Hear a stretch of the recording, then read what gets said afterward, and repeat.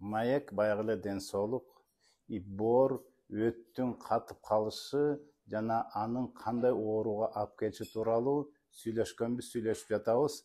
Кызык болот, катталгыла. Катталгандар башкалар менен бөлүшүп койгула. Канча көбүрөөк бөлүшсөк, көбүрөөк жетсе, көп маалымат жетип, пайда келтиребиз. Боор.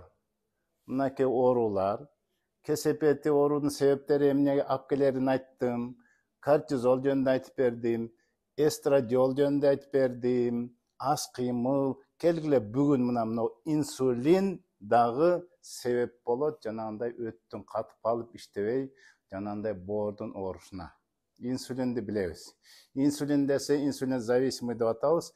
Албетте инсулинди жанагы уйку без, поджелудочная железа иштетип чыгат. Ал түзмө-түз өт менен байланышкан.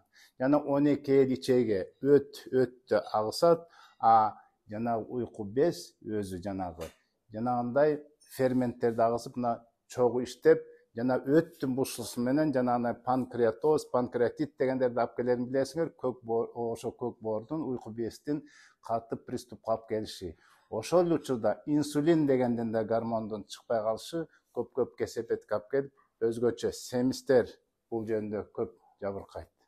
Мына ушунун жок болуп калган семиз иштин чоңоюшуна, боордун май басып кетишине алып келерин маалым. Буга эмне алып келип атат? Баягы биздин тамагыбыз. Келгиле.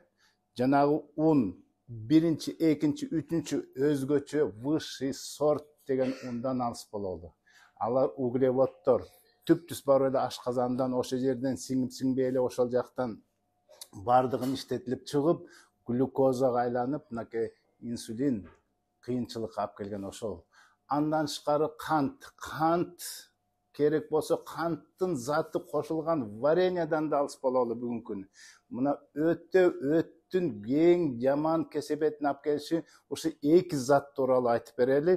Бүгүнкү күнү кант деген кандай? Бул кант деген аппак болгону менен бир дагы мынакей ушундай обработкадан өткөн кантта бир да витамин жок. Бул кант глюкоза барып туруп, бардык бара турган витаминдердин ордун ээлеп алып, мынакей боордун иштебей калышына, өттүн чыкпай калышынын кесепетине алып келген мына ушул эки зат тууралуу айтып берейин. Мен айтат элем, эмнени жейбиз десе, ал жөнүндө көп сүйлөшөбүз. Мынакей натуралдык жакшынакынан ичимдиктер бар. Амарантовый ун деп коет, цельнозерновой ундан нан жей бергиле, ал уруксат. Андан тышкары мынакей ушул өрүк сыяктуу жана башка заттар, өттү жакшы иштете турган заттар жөнүндө, эмне жөнүндө жеш дагы сүйлөшөбүз. Андыктан аман болгула, оорубагыла. Ассаламу алейкум.